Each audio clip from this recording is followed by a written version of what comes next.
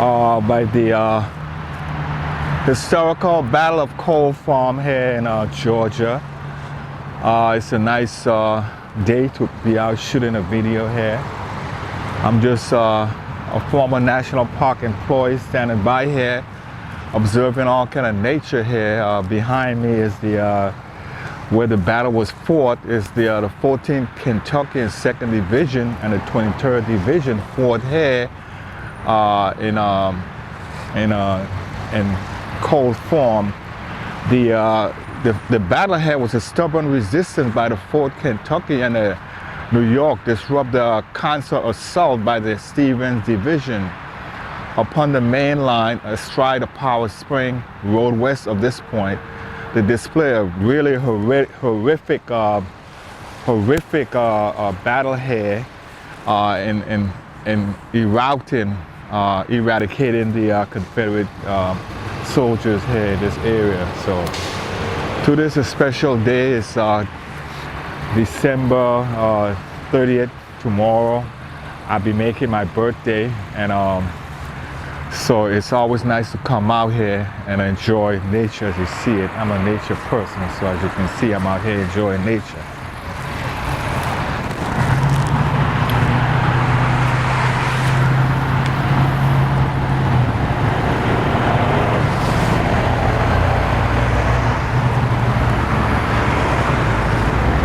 June 22nd, 1864 here. This first battle was fought to defend the Union here on these grounds in Georgia. There's a family of a Cole family, I guess, actually buried there in this plot here. And so I'm out here today actually not only enjoying the outside environment, but being part of this whole entire episode.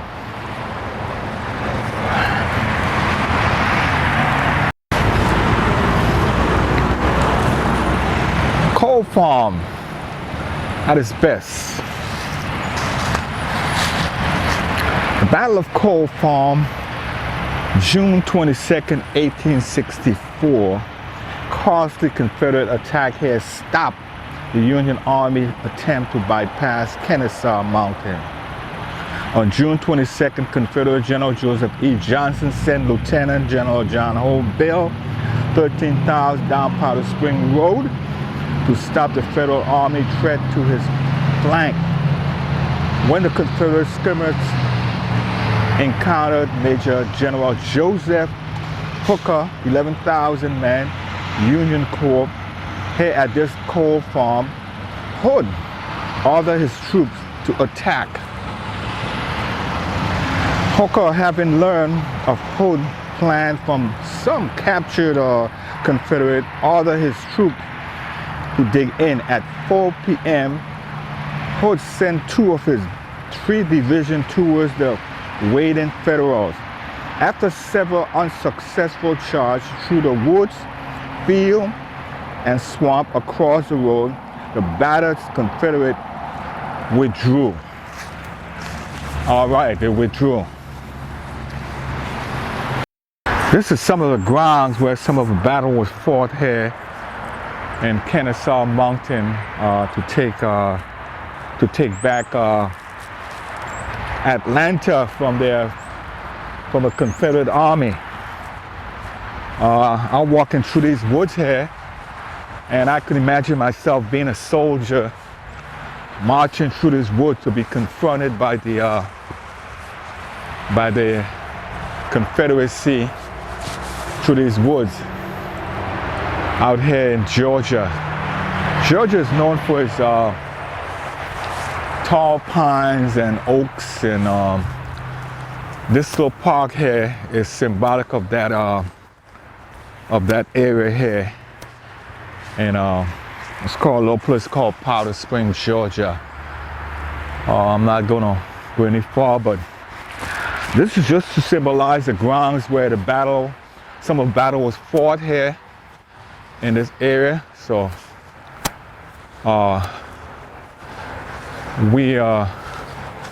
we'll see what happened here from this perspective.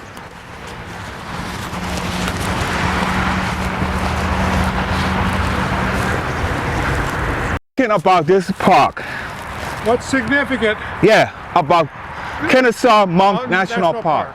And this, the Civil War in 1864. Okay. By then, the war had been going on for 3 years. Okay. And everybody was getting tired of it. Okay. And what had happened earlier in the year, well, Lincoln knew he was going to get beat in the election, because election year, 64. And John McClellan, who had been the Northern general early in the war, and when the North didn't win it in 3 months, he fired him. And McClellan was a proud man, and so what he did was he got the Democratic nomination for president in 64 and said, if I win, the war is over. The day I'm elected. And so that was a strong impetus for the election to lean towards McClellan, because let's face it, the people were tired of the war. So in other words, what you're saying to me, right, from a historical perspective, right? This war went on for quite a longer than anticipated. The General McCollum, who actually was selected by Lincoln, really wasn't a true Union representative. He actually was a sympathizer of the South.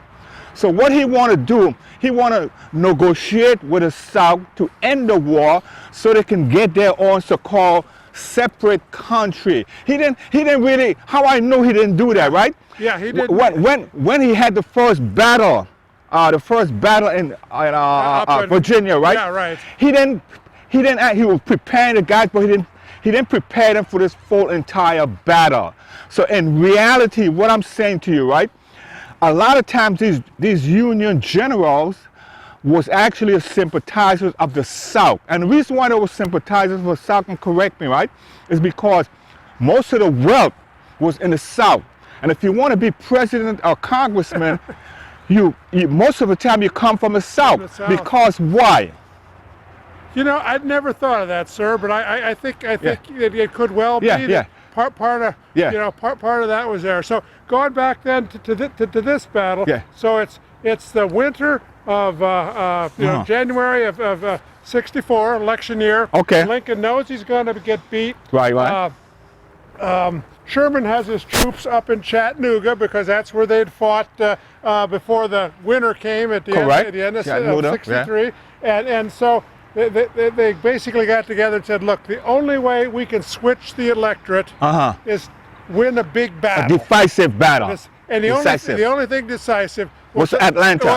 Exactly, my friend. Right. So the war, as soon as it gets spring, because they didn't fight in the winter so much back then, they begin to work their way down. The Union troops are up in Chattanooga, and more or less they had to follow the railroad between Atlanta and that was their route. That was their route. That was their supply route. Right. And so all the way down, there were 6 or 8 battles where basically skirmishes, because what would happen is the Confederates would be dug in. They had a lot of pretty free labor. Let me ask you this. Let me correct you this one. This is one I never could understand.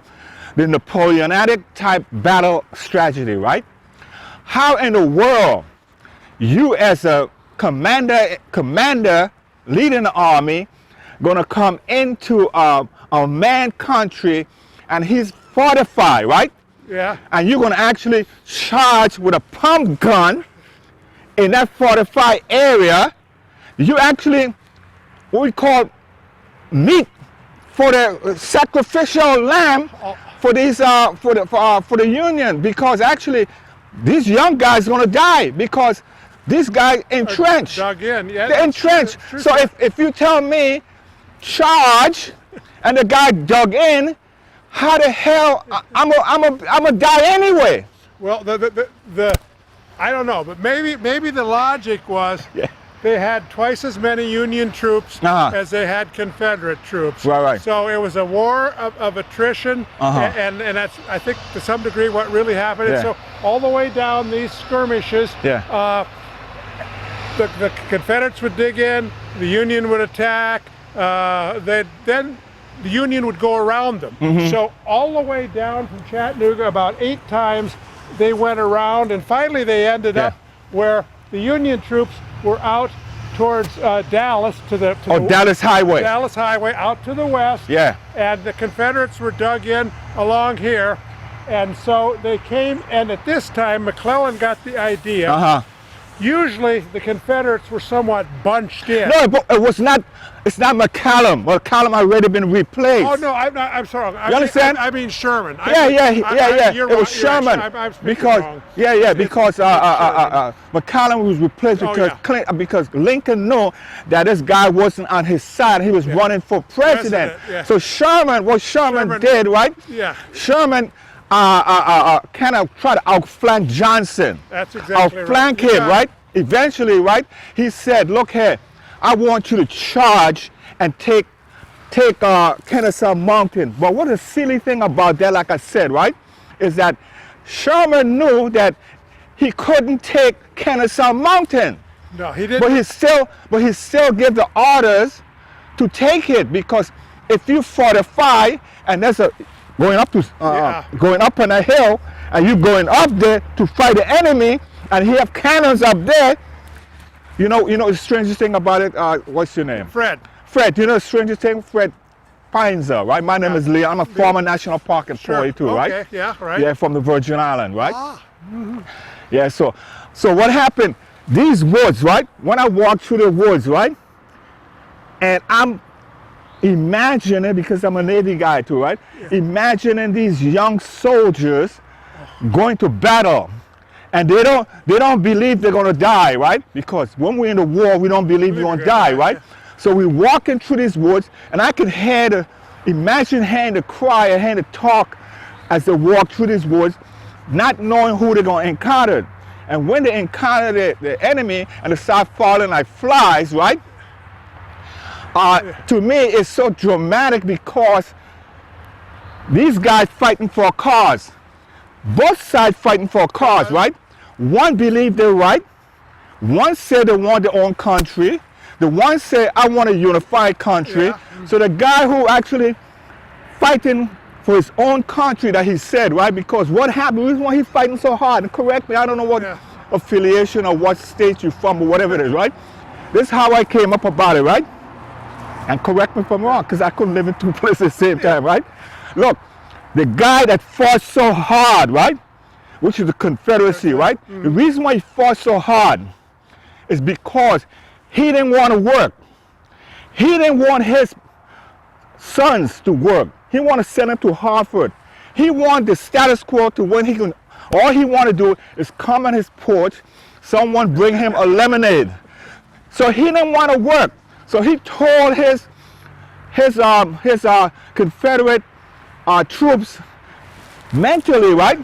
If you don't win this war, you got to go to work. You understand?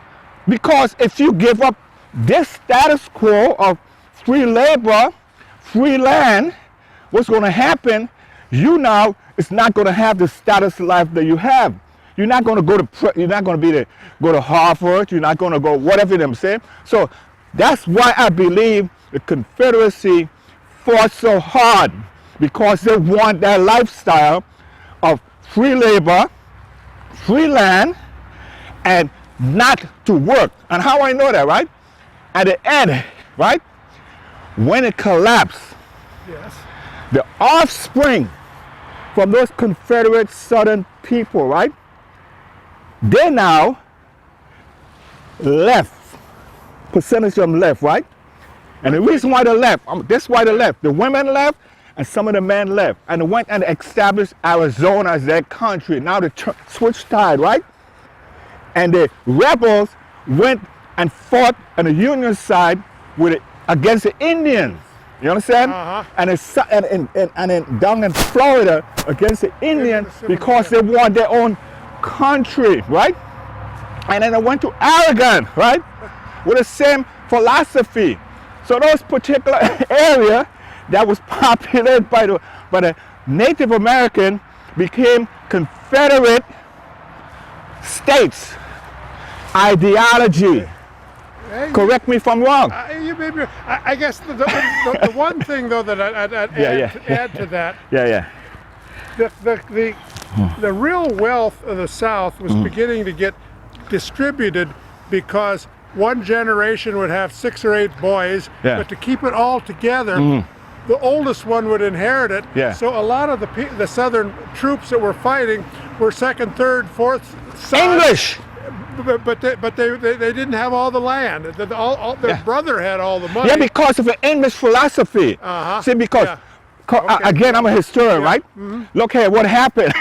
The English, right? Yeah. The English controlled the upper country, Okay. which yeah. means the southern country, right? The southern part of the United States, Yeah. except for what the French had, right? Yeah. So they came in with their own philosophy, their own doctrine, right?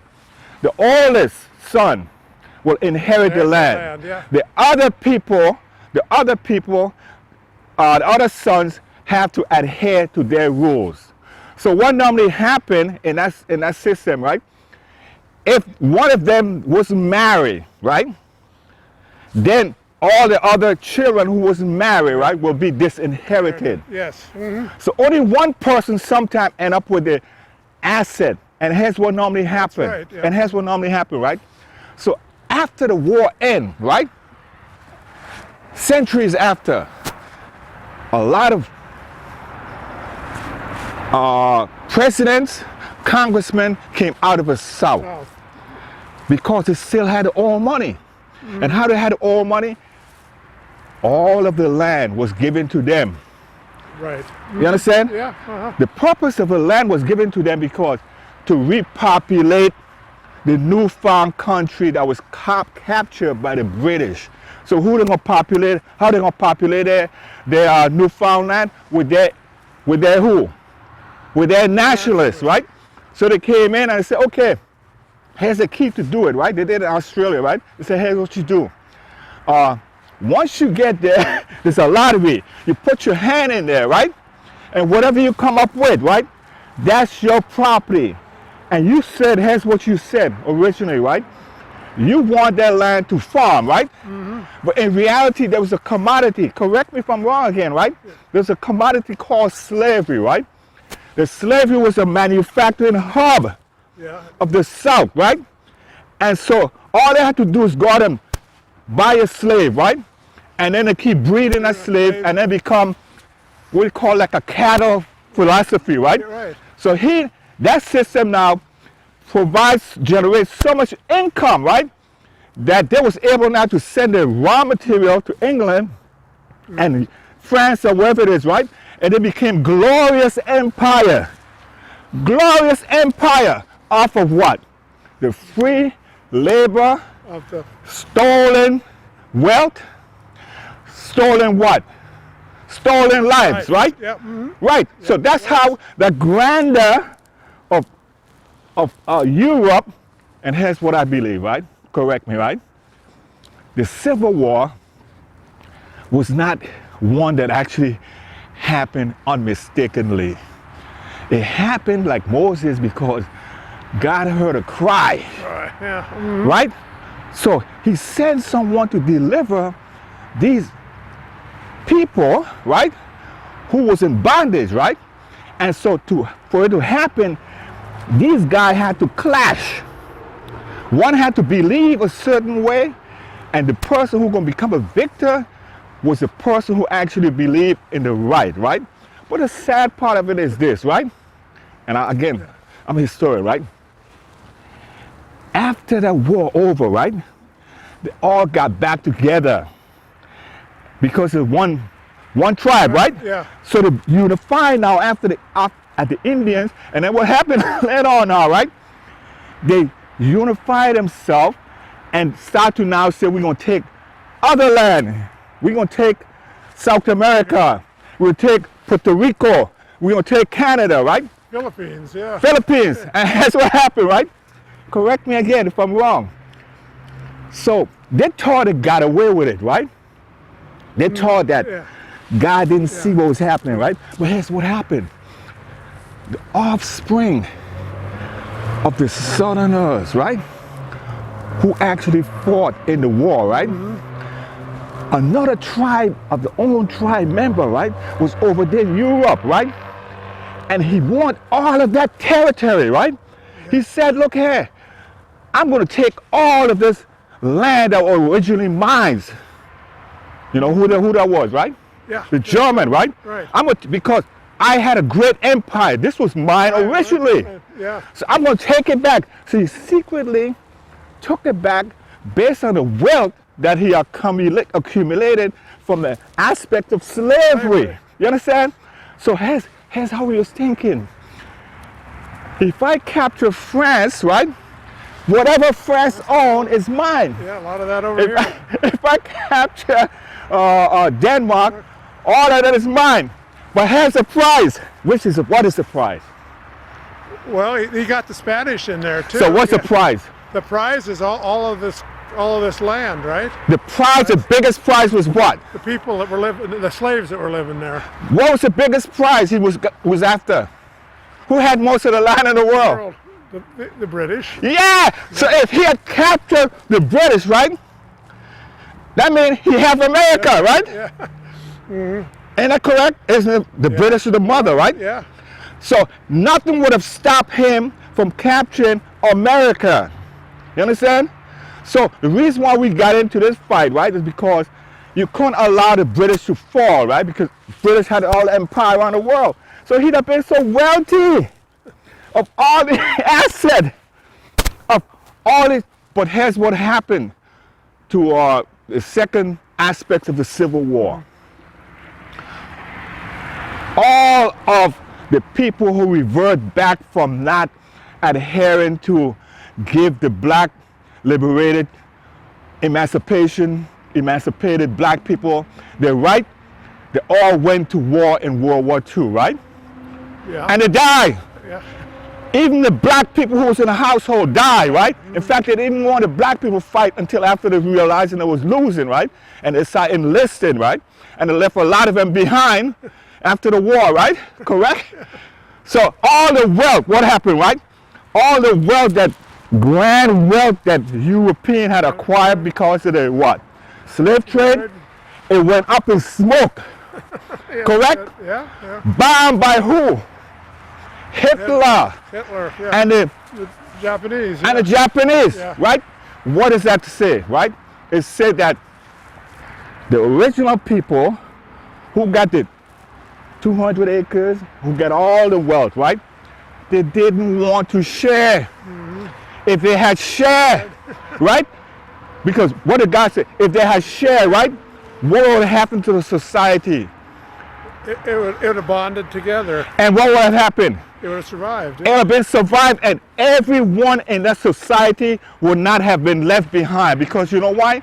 Kind of equal. Yeah. They will have an open field, right? Yeah. And you know, if you have an open field, any intelligent man, after a while, he'll emulate what his slave master, because he was doing a job anyway, right? Right. Yeah. So he will emulate him, and he'll compete against him. But I'm gonna end the story here, right? But this slave master and his offspring hate competition. They were used to getting it easy. Yeah. Yeah. Yeah. If you have competition, the better man win, right? But if you put what? Obstacles, Handicap it. laws, right? Yeah. What's going to happen? You're restricting the ability of the other person to compete. So you go ahead faster, right? Right. Wealth in America, wealth in the world, right, is real estate, right? So if you tell me I can't buy no real estate, or if you come into say Australia or America and you say, look here, you can't buy no land. But only he can buy the land, right? What's going to happen to me who can't buy the land? Eventually. And you know what happened to the other nationalists that came to America? They came as indentured servant, right? But they was able to do what? Buy land, right? Land, yeah. The other indentured servants was who? The Indians. Indians, right? Okay. From India, right? Yeah. Wherever you went in this territory, right? There was indentured servant, but they can buy land, right? They maybe get $10, right? Yeah. But this offspring of a slave, he still couldn't buy it. So what happened? They advanced ahead of him. Yeah. And they said, well, why isn't he capable doing of doing it. But they had to admit the fact that the reason why he wasn't able to do it, you put so many boomerang. You created laws because you hate competition. And competition is what drives democracy, right? A free enterprise. Yeah, and I guess just one more example before I leave to support that. Yeah. After the Second World War, the records show for the GI Bill, which really helped a lot of people. Yeah. It was 99% whites that had helped. The African Americans who fought in the wars practically as much as anybody else. They didn't get the GI Bill. Because it was structured like that. It was structured what I'm going back to. And so now we're talking about my grandpa, that generation. We're already up to that. And he had an advantage he didn't realize he had. Yeah, because he was white. And what happened? The concept was this. I'm a historian, right? And the reason why I say I'm a historian because I am a historian, right? And the reason for that because I want to learn what is truth, right? And I want to learn what I know is false by encountering other people with their own opinion. You know, you just give me a really honest opinion, and I run into a guy. I run into this guy, right? I'm gonna let you go, right? And he said to me, I interviewed him up in Kenneth's little park there, right? Well, my grandfather was a colonel, and he up to today he had some blacks on his land, and there was nothing but slave. I said, look here, could your grandfather negotiate his wage? Yes. Could the grandfather live wherever he want to live? Yes. The people who live on your land, grandfather land, could they go down to the bank and say, I want to take out a loan on that land that they're living on? What they are, they're sharecroppers. They're still in a semi-slavery state. So you don't tell me that you pull yourself up by the boot and what happened is something wrong with it. You understand? Because sometimes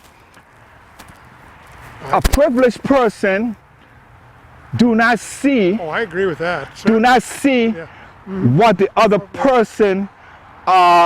He assume what is happening is the norm. Right. Yeah. Until he himself fall in a certain area where he become the what we call the victim of the same thing that was perpetrated. Then he now, like if you go to Russia, right? If you go to one of these foreign countries, and then he did something, right? And he go to a jail, right? And he realized, I don't have no right over here, you know? Then he realized that as powerful as you may think you were, right? Someone else take away the same, I'm gonna use the term, right? And I don't believe nobody right's supposed to be legislated. Your right come from God. So when someone say, you're gonna legislate my rights, right? You put yourself in the place of who? God, right? God, well, I mean, the other one too, you know, Jefferson writes, bravely we talk about all men were created equal. Well, baloney. You know, it just wasn't that way. No, but we understand why he said that. Because he was the man he was talking about. He didn't see the black man as a man. No, he didn't. Right? He saw he was when he was saying all men is equated equal. He wasn't saying that all mankind. Right. No. In his mind, that's what he was saying. I have come to believe, right? From the philosophy that I read, that was handed down to me from the Catholic Church, all the way down to my forefathers, right? That this man here, right, is not truly a man. Let alone the woman. The woman. So he didn't consider the woman, white woman, or black woman, as equal. So in his mind, he said man. He didn't say all human being are equated equal. All right, talk to you later. All right, thank you. All right, man. Okay. Yeah.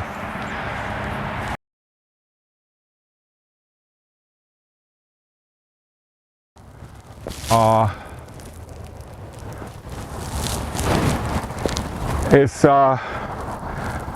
bright lights down here, but nobody's down here. I just came down here to see the Christmas trees, to see how well the Christmas lights are here in Powder Spring. And we actually in a time of pretty cold. It was 7 degrees last night. Today is, it didn't get out of the 20s. So I'm just down here actually shooting some pictures and capturing a moment in time here in Powder Spring, Georgia.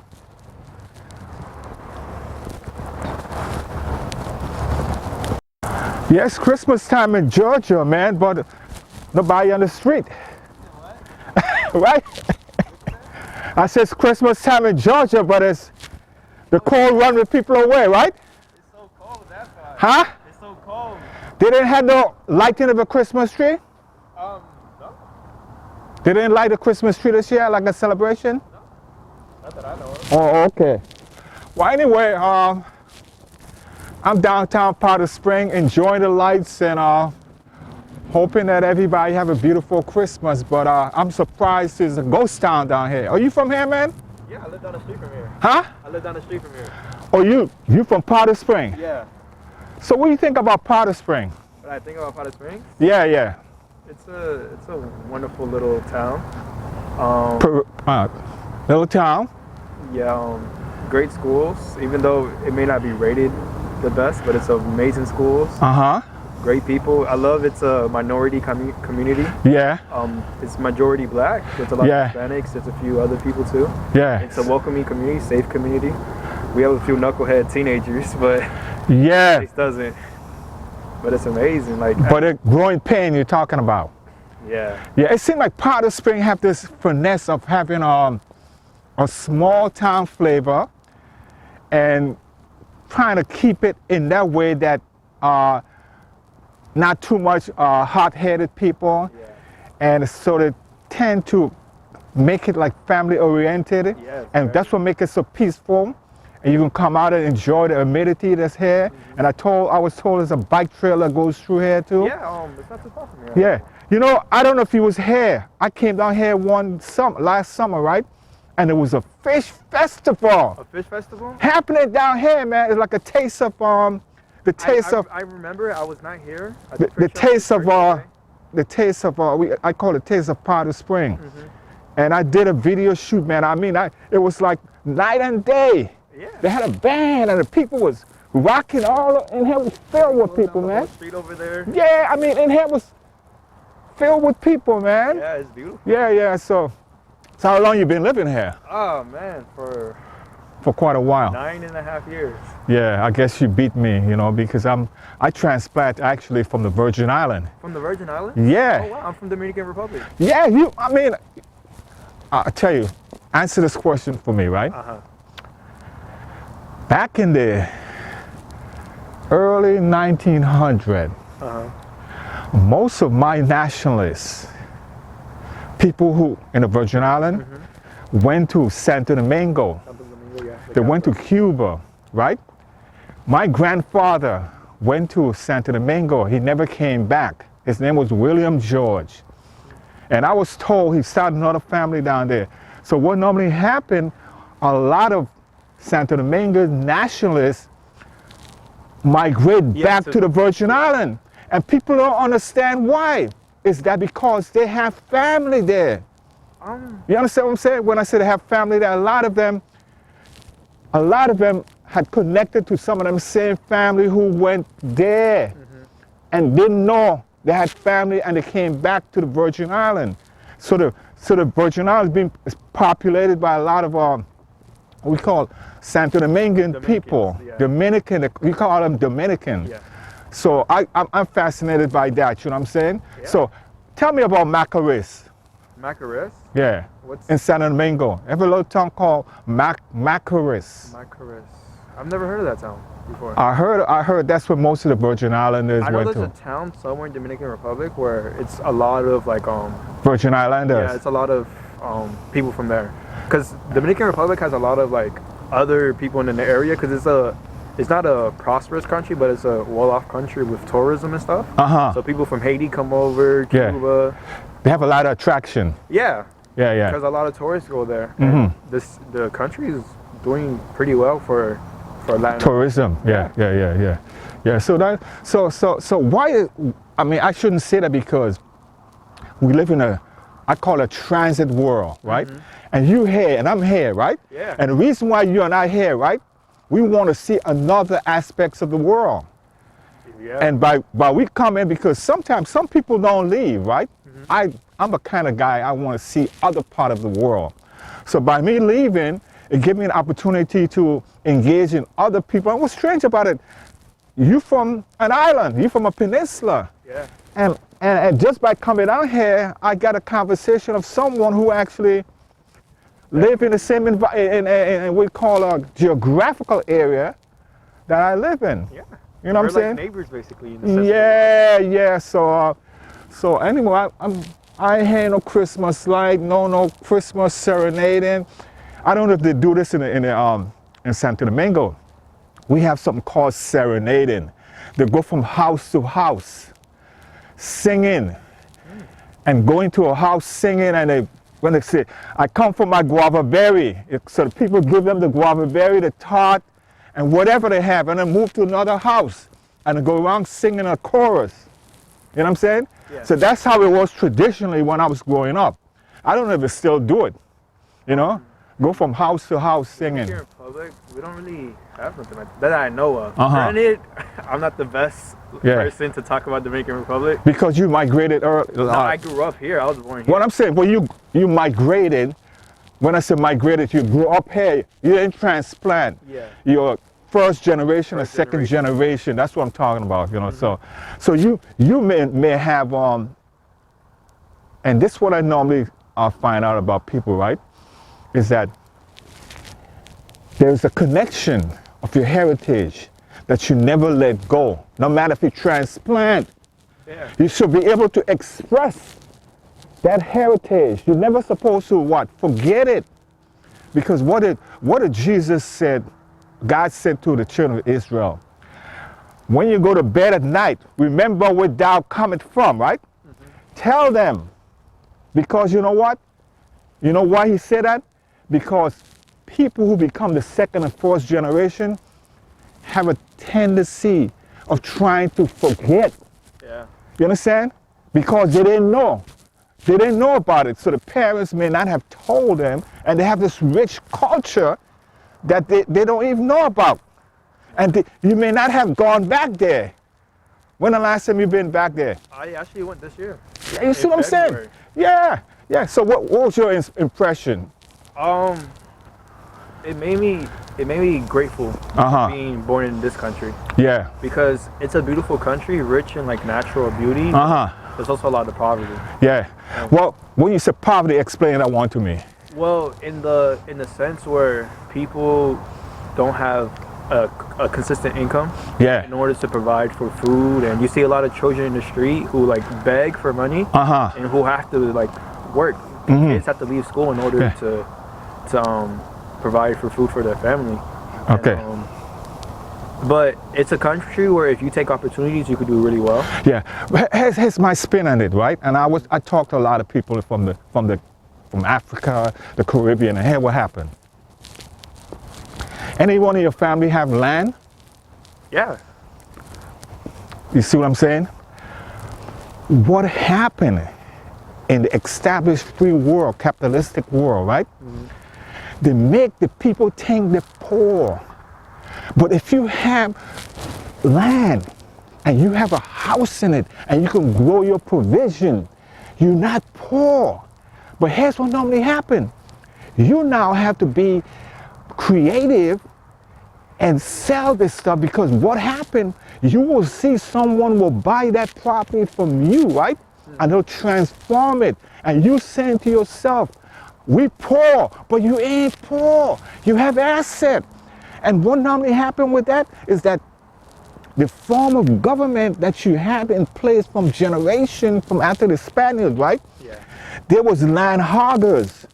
What happened to them, and I'm a historian too, right?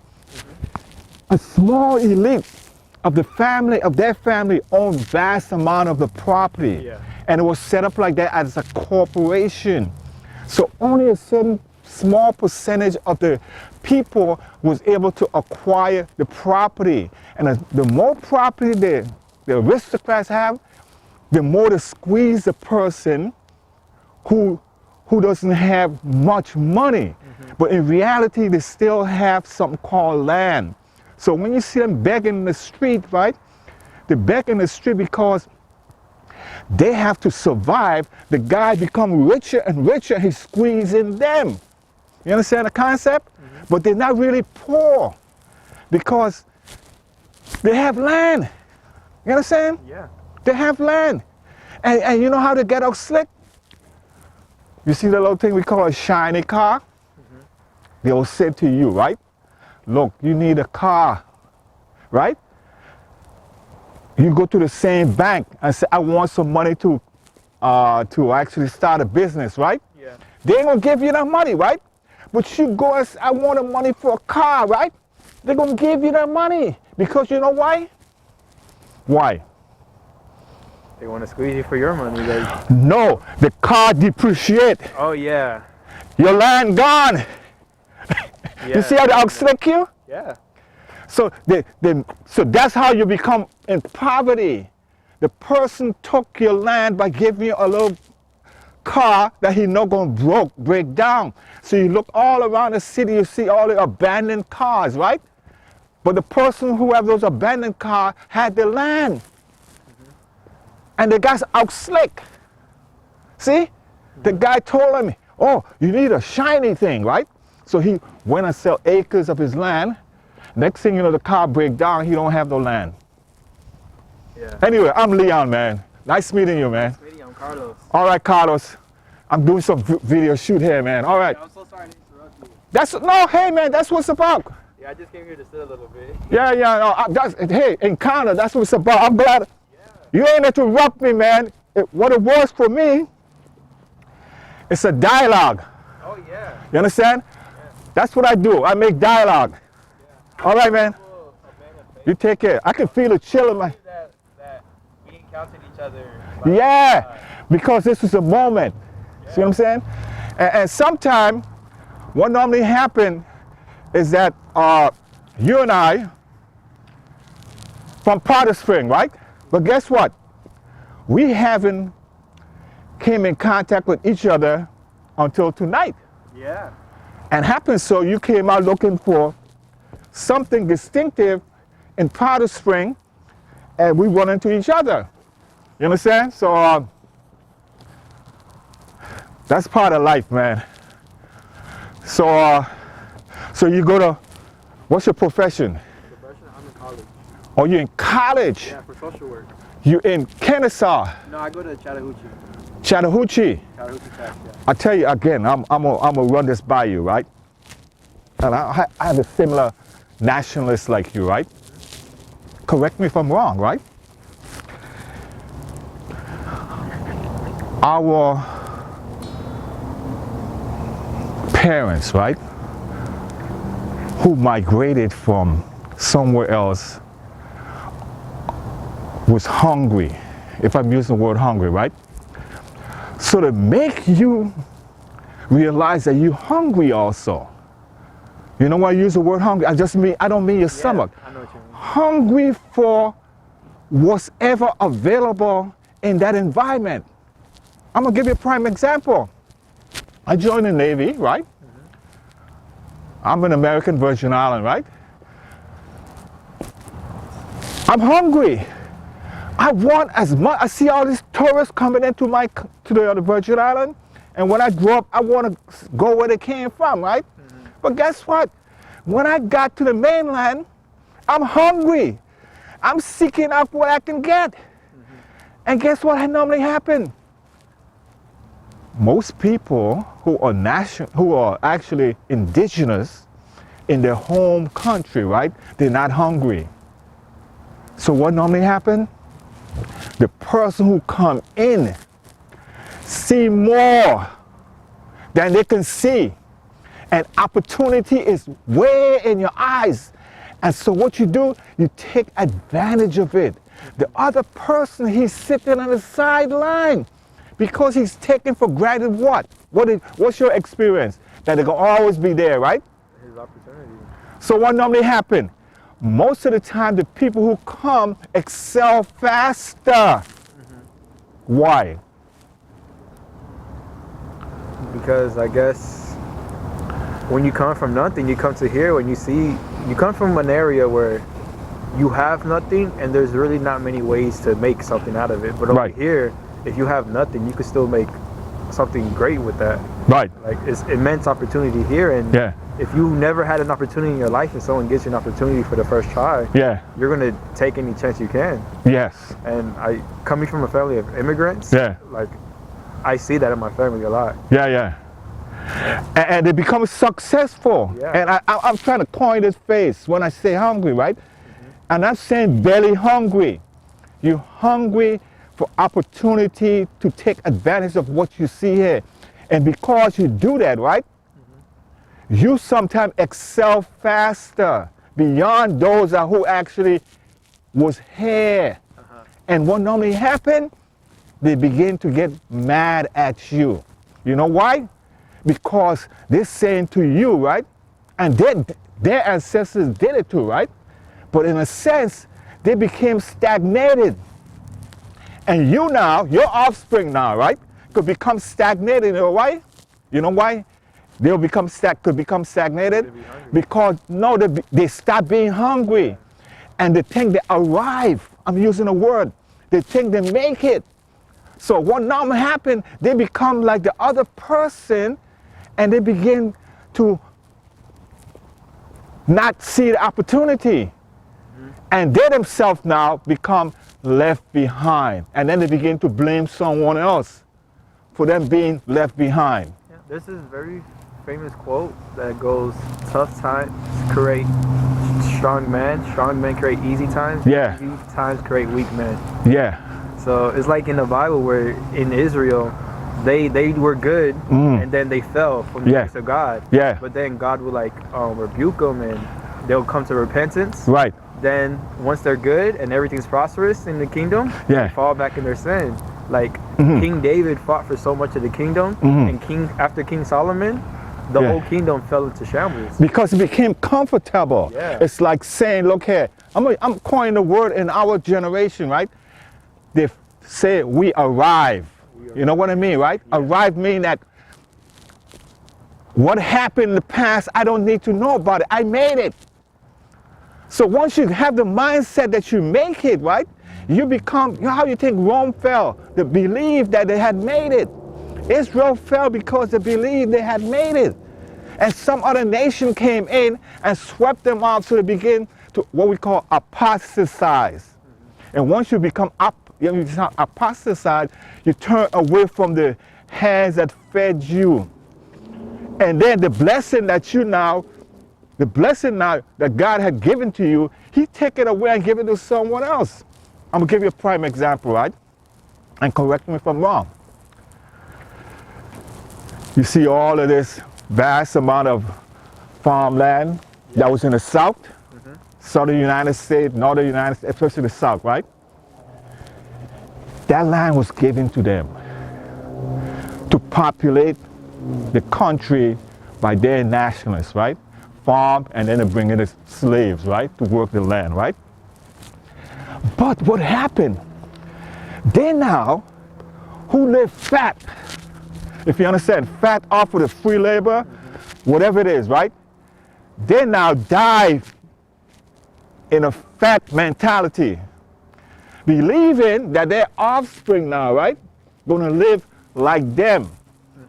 Remember, their offspring now is not gonna have the free labor, right? So now all of a sudden the guy now, who became the offspring, he don't have the free labor because he never used to work, right? So now all of a sudden, he don't want to pay nobody, so he left. And he went to the north, and he left the farm abandoned, right? So what happened? Because he can't pay for the land anymore, someone came in and purchased it. So what happened to his generation? They lost the land. They lost the land, and what did they lose? Their wealth. Their status. So what happened? And it's a good in a sense. You know why? Because that person who had all the free land and free labor, he didn't do what? He did not share. If he had shared, right, with the asset that he received, the person who helped him get the asset, then it would have multiplied. It's like the talent, right? But he kept it all for himself. You understand the concept? And because he kept it all for himself, believing that his ancestors now gonna live like him, they fall by the wayside and they become angry now. Yes. You understand? They're angry now because all of this, they didn't expect this place to have a black mayor. They didn't expect all of those cities to have black mayor. They didn't expect the same people that they had in Bond, they didn't expect them to excel. You know, this is a little bit history about Powder Springs, because I went to high school here. Yeah, yeah. And McEachern High School is like the main high school here. Yeah, okay, go ahead. I'm listening, man. Yeah, McEachern High School. Yeah, yeah. It's predominantly black. But when my parents went to high school, McEachern High School was a predominantly white high school. Early 2000s, late 90s. Yeah. But a lot of black people started moving to Powder Springs, leaving the city, leaving the north, coming over here to Powder Springs because it's a safer community and it's a cheaper community compared to other areas. Yeah, yeah. So McEachern High School got overcrowded in the sense where they had like 40 kids in one classroom. Okay. So they had to build a second high school. Okay. And what they did with the second high school, they did gerrymandering. I don't know if you know what that means. I know what I mean. Yeah. Yeah. But in a blatantly racist way because because now most of the white and the rich kids went to the new high school, and McEachern got stuck with all the black and Hispanic. They got stuck with the old high school. Yeah. Where nowadays, if you go to McEachern High School, it's 70% black and like 10% white, and the rest Hispanic and Asian. And as we see, that's like in a generation, the tides changed completely, and I feel like they almost were startled in a sense. And they had to like separate. Because now we see over here, like you don't really see many white people in this area much. Yeah, but the hair. Yeah. But hey, I'm gonna correct you. I'm gonna try to implement some because I'm a historian, right? The whole concept is this. It's what we call power. And they didn't want to share power, right? So once you sleep in at night, right? They're thinking how to disenfranchise you. I'm gonna give you a prime example. They want to take all of the unincorporated land, right? And create a town called what? Lost Mountain, right? Why do you think they had wanted to do that? Because this place is being filled with people that don't want to be here. They want the control. They realize that Powder Springs no longer controlled by them. So if they go and they take all the land, they create another society and they become the administrators. So it's happening. It happened throughout the United States. Wherever you go to Waukegan, you go to Illinois, you go anywhere where you have the loss of power.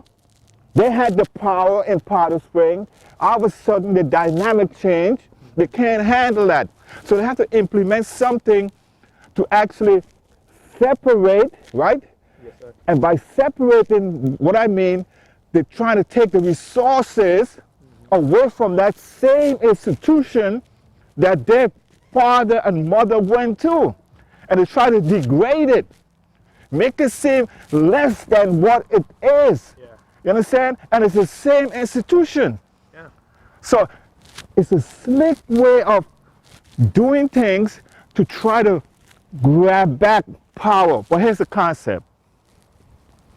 And I believe this strongly, right?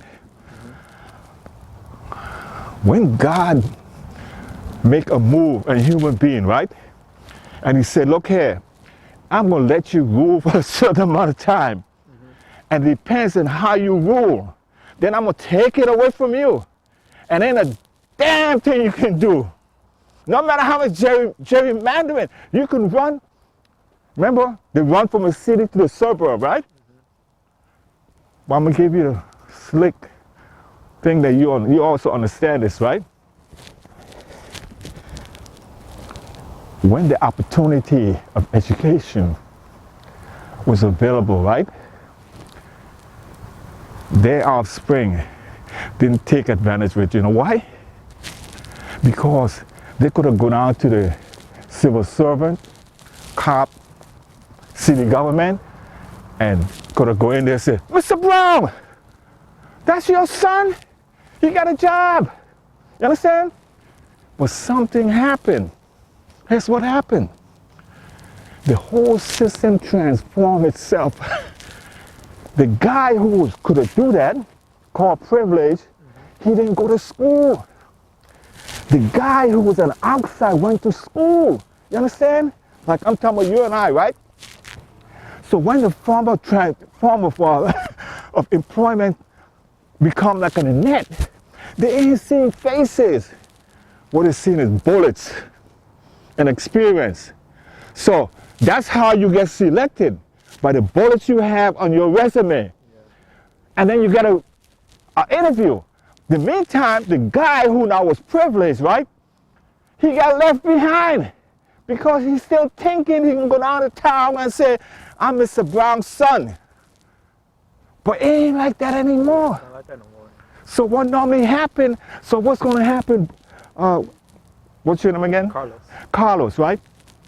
Is that minority that Obama and Biden sent to school will continue to excel. All of those who say, okay, go to junior college, and then you go to, we pay you to go to junior college, and then you can go to the university. They took advantage of that. Yeah. And because they took advantage, this guy wanted to go to Harvard, right? So he gonna go to the junior college, his parents gonna pay, and he gonna drop out. In the meantime, you not struggling, but you being aggressive. I'm an ambassador for my parents, my family, so I have to finish what I started. You understand? So you become successful. And when you become successful, what happened? If you're successful, the people after you will be successful as well. Your family will be. Yeah, but the other people now who didn't take advantage of it to say, man, he got my job. How the hell am I gonna have your job? And you didn't compete for it. Ain't nothing guaranteed to you. This is what we call a free enterprise system. And the only reason why you excel is because you was what? You was privileged. People gave you everything. You understand? And ain't longer like that as abundantly as before. You understand? I think that the idea of privilege nowadays is slowly like diminishing. Yeah, because there's so many instances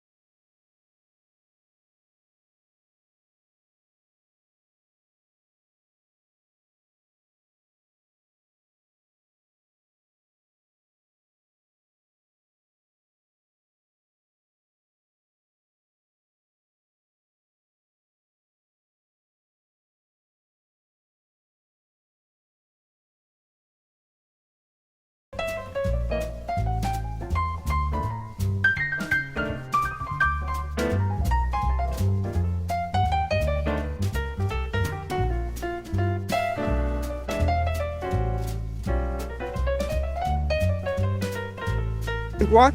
7th Infantry Division. Okay, so those are the places you've been to. And the division I was in. And the division you're in. So where are they? Where are the places you've been to? Somalia, Grenada. Somalia, Okay. Grenada, Panama, Korea. Where else? That's about it. You was in Korea? The last segment of it. You was in Vietnam, huh? Oh, I went in the war in Korea. That was 1950. Oh, you were not in a war. Somalia, that's where I served in. Oh. So what was it like? I'm a Navy veteran, right? Navy? Yeah, I'm Navy. Congratulations. So what was it like being underground in these areas? I mean, I never been underground. I was on a ship. So I always want to talk to someone who actually could tell me exactly what it was like being underground. It's rough.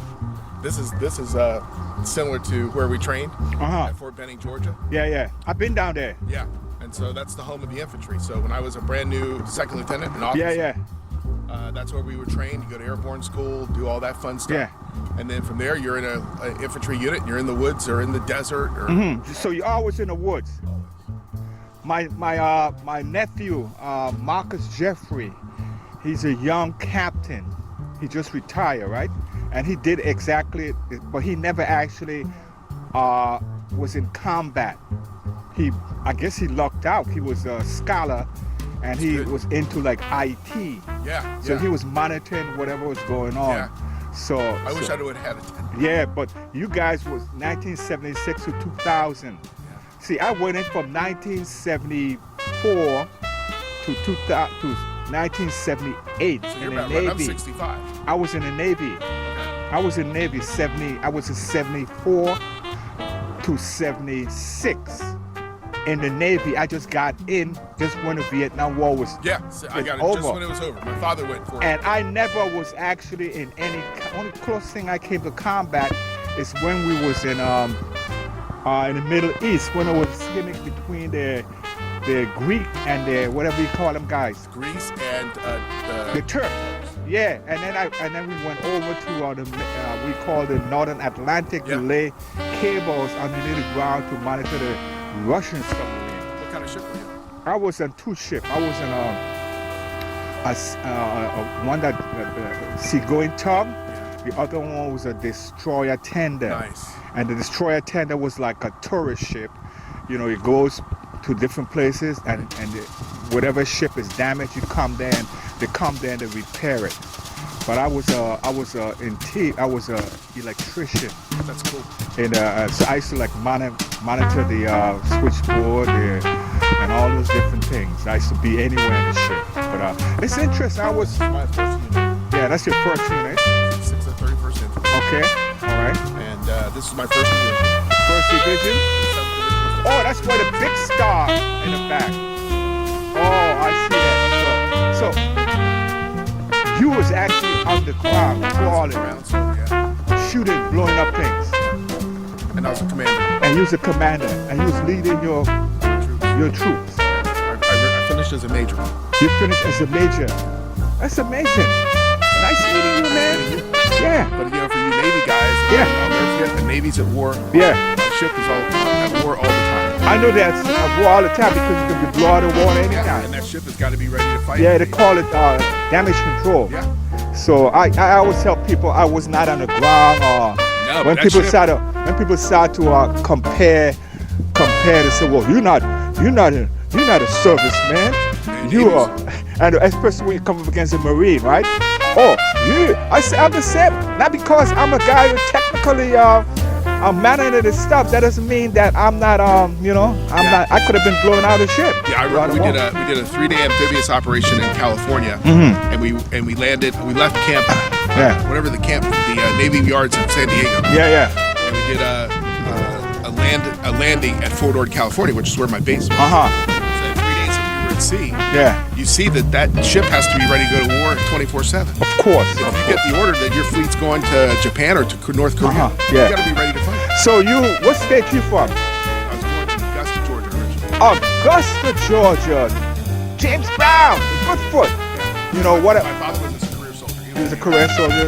Yeah, it's interesting about Augusta. Augusta, I kind of like do a little thing called Small Town America. So I find myself going to all the small towns in America, including Georgia. I kind of like visit all the small towns in Georgia except for the original capital of Georgia, which was way up there, I guess, in the north, with someplace, right? Something in the mountains. Yeah, but I haven't been to all of, but I visit all the little towns in Georgia. What fascinates me though, and this from a historical perspective, right, is how the whole dynamic of life changed.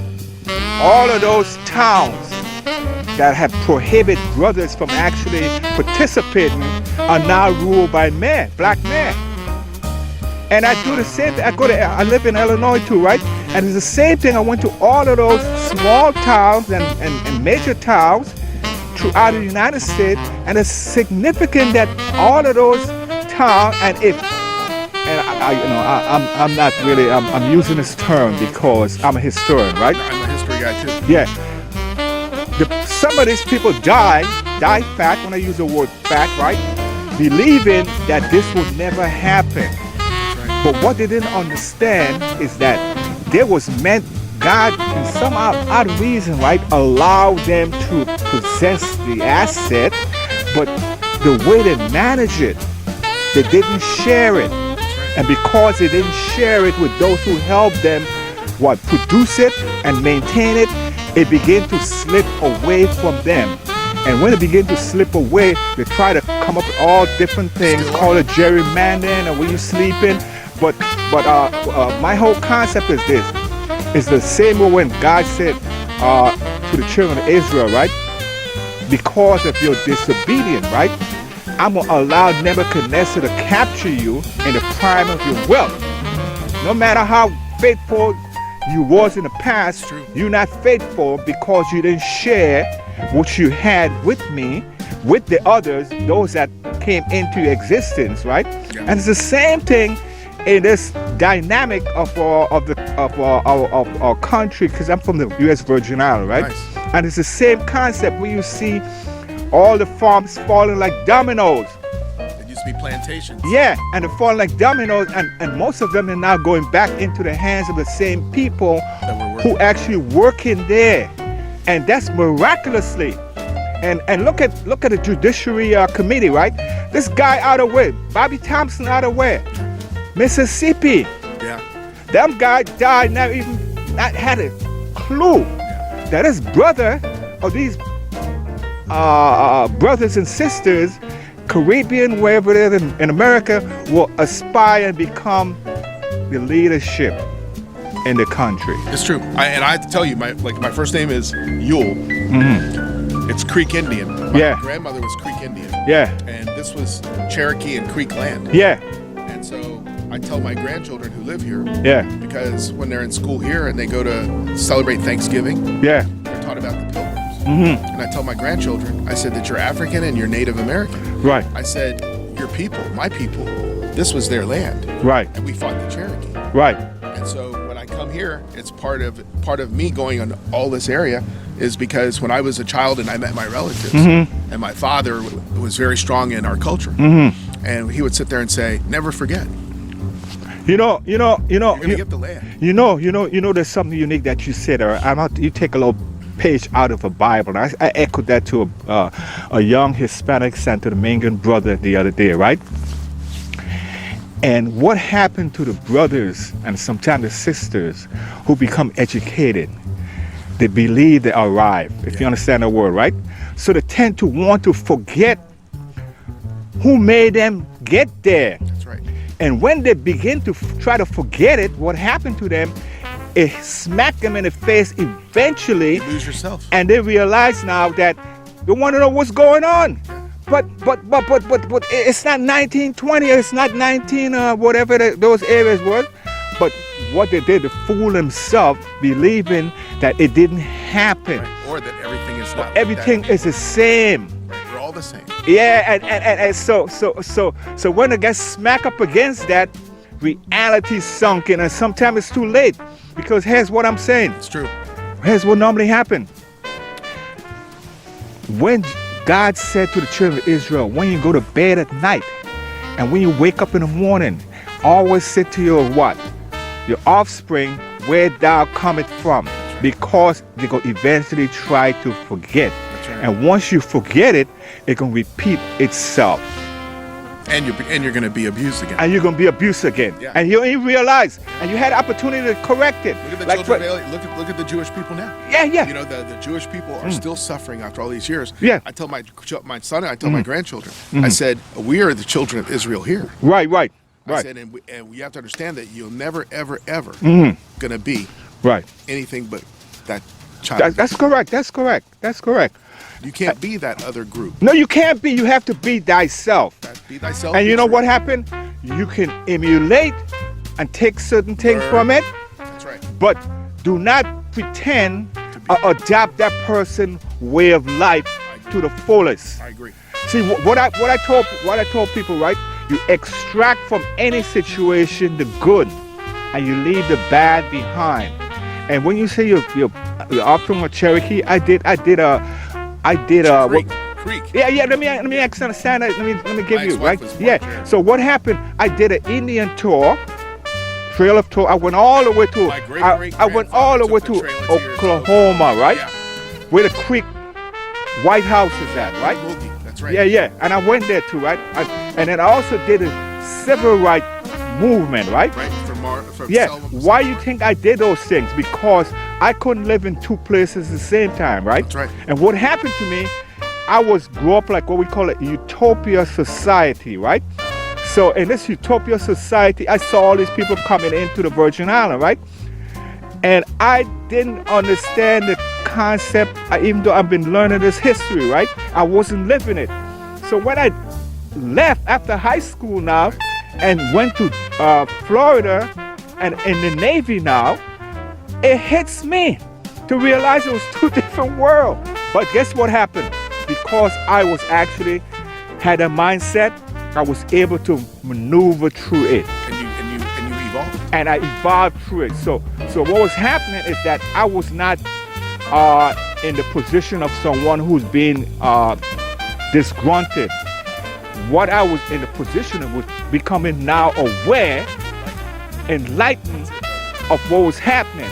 And so I've been to St. John, St. Thomas, St. Croix. Yeah. And my uncle actually has a trailer in St. Croix. And I remember I dated a woman, Crucian woman. Yeah. And when I was a teenager. Yeah. And I learned because what you went through in the Virgin Islands is what my native people went through here. Right. Which is like colonialists came in. That's correct. And then when they bring all the black people in, they kill all the Taino Indians. Kill all of them, right? And then the black people on the island are merely resources that Right. are used and exploited. Of course. And then I learned something about, I want to St. Croix. And we have a famous woman named who led a revolution against the Danish. Her name was Queen Mary. And I didn't know that in 1848, when the brothers was here enslaved, this Danish people burned this woman alive. They burned her alive from the uprising. The Danish. And the reason why They burned their own. No, they burned the black woman alive. I didn't know that. Yeah, because she was a revolutionary, like how they did Nat Turner, like how they did all of these people, right? The whole concept, right, was to